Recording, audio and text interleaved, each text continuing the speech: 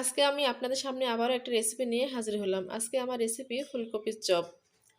ফুলকপির চপটা আমি কিভাবে বানাবো সেটা আপনাদের সঙ্গে শেয়ার করব। তার আগে বলে নিই ফুলকপির কথা। ফুলকপি একটা শীতকালীন সবজি। এই সবজি খেতে সবাই পছন্দ করে। ছোট বড় বৃদ্ধ বলেন, সবার একটা পছন্দের খাবার এই সবজিটা। সেই সবজি দিয়ে আমি কিভাবে তৈরি করব সেটা আপনাদের দেখাবো। আসসালামু আলাইকুম, সাদিকা সারা কুকিং থেকে আপনাদের সবাইকে স্বাগতম। প্রথমে আমি নিয়ে নিলাম কড়াই। কড়াইতে দিয়ে দিলাম পানি। তারপর দিয়ে দিলাম 1 চিমটি লবণ। লবণটা দিয়ে আমি যে ফুলকপিটা কেটে রাখছিলাম সেই ফুলকপিটা আমি দিয়ে দিলাম সিদ্ধর জন্য। আমি পাতলা করে এই সাইজে কেটে নিচ্ছি, আপনারা চাইলে অন্য সাইজও কাটতে পারেন। আমার সিদ্ধটা হয়ে গেছে, এবার আমি ফুলকপিটা একটা ছাঁকনির সাহায্যে উঠে নিলাম।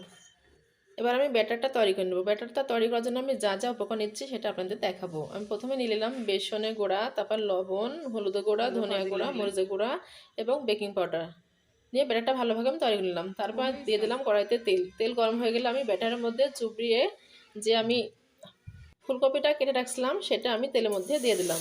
আমি ফুলকপিটা পাতলা করে এই সাইজ করে কেটে নিচ্ছি, আপনারা চাইলে অন্য সাইজ করে কেটে নিতে পারেন।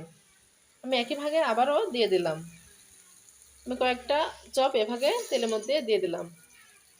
কিছুক্ষণ হওয়ার পর আমি চপটা উল্টে এক পিসটা হয়ে গেলে আরেক পিসটা উল্টে দেবো। আমার চপটা হয়ে গেছে, এবার আমি ছাঁকনার সাহায্যে উঠে নিলাম।